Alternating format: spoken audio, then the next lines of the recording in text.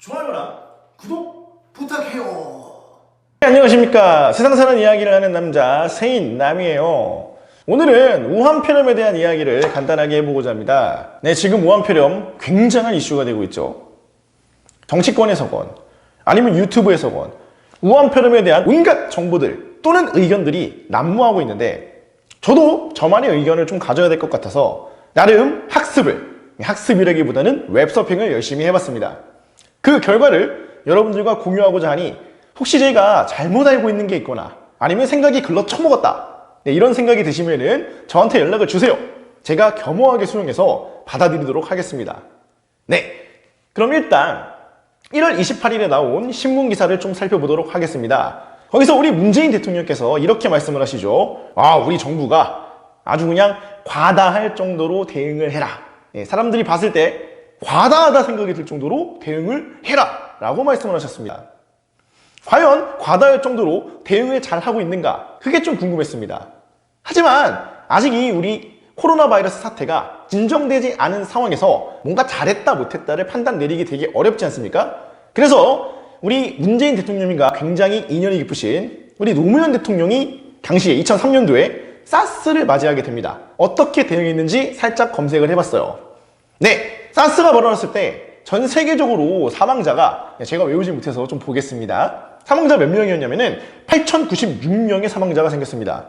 그리고 그 중에 무려 774명이 사망에 이르렀습니다. 치사율이 9.4%. 아주 무시무시한 질병이었죠, 사스. 그런데 우리나라에는 단 3명만 사스에 걸렸다고 하고요. 그리고 사망자는 1명도 없었다고 합니다.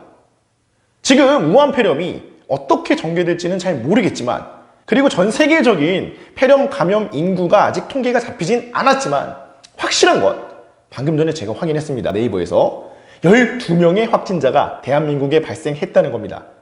저는 지금 팩트만 말씀을 드리고 있습니다. 예, 또 1월 30일에 우리 문재인 대통령께서 나오셔서 이런 말씀을 하십니다. 가짜뉴스를 생산하는 사람들을 엄중 처벌하겠다. 가짜뉴스가 공포심을 조장하고 그 공포심 때문에 정부가 정책을 실현하기 되게 어렵다. 공포심 때문에 대응을 하기 어렵다는 겁니다. 사실 조금 이해가 가지는 않는 대목이에요. 아니, 공포랑 정부의 대응이랑 무슨 상관이 있을까요? 그건 그렇다 쳐도 가짜뉴스 때문에 시민들이 불안에 떨고 있다. 과연 가짜뉴스 때문에 불안에 떨고 있을까요? 저는 가짜뉴스를 본 적도 없고요. 실제로 뉴스에서 나오는 팩트만 가지고 말씀을 드리면 이미 오늘 12명의 확진자가 나왔습니다. 무서워. 이미 12명이죠. 그리고 5번 확진자는 심지어 서울 방방곳곳을 아주 누볐더면요. 성북구에서 시작해가지고 뭐 중랑구, 강남 일대를 그냥 누비고 다녔답니다. 그것만 봐도 충분히 두려운 일이 아닌가요?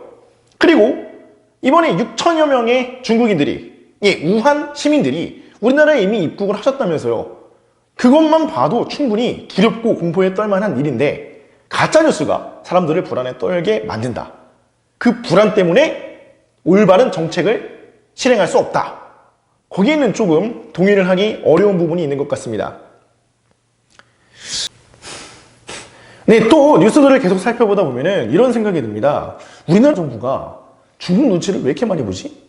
이런 생각이 좀 들긴 했어요. 먼저 우한폐렴을 코로나 바이러스라고 칭하게 하고요. 마스크를 무려 우리나라도 없어 뒤지겠는데 200만 개나 중국에 지원을 해준다고 합니다. 그리고 이번에 전 세계 사태를 봤을 때도 미국이나 일본, 호주보다 우리나라가 훨씬 늦게 자국민을 국내로 모셔오지 않았습니까? 그러니까 이런 점들을 미루어 봤을 때 우리 정부가 중국 눈치를 굉장히 많이 보는 것 같아요. 근데 그냥 싸잡아서 정부를 욕하고 왜 중국을 도와주냐라고 욕하기 이전에 그럴 수밖에 없었던 이유가 있지 않았을까라고 해서 웹서핑을 간단히 해봤는데, 다들 아시다시피 우리나라는 수출 의존도가 굉장히 높은 나라입니다. 근데 그 중에 중국의 수출 비중이 어마어마하더라고요. 2019년 자료를 보면은 무려 25.1%가 대중 수출이라고 합니다. 근데 그것도 중국의 경기 침체로 인해 가지고 16% 정도가 빠진 건데도 4분의 1의 수출을 담당하고 있는 나라가 바로 중국이라는 거죠. 네, 이런 상황에서 중국 눈치를 보는 것 살짝 이해는 갑니다. 참 약소국, 우리나라 약소국이라 칭하기는 되게 어렵지만 상대적으로 약한 나라의 비애가 아닐까 싶네요. 여기 눈치도 봐야 되고 저기 눈치도 봐야 되고 너무 슬픈 현실입니다.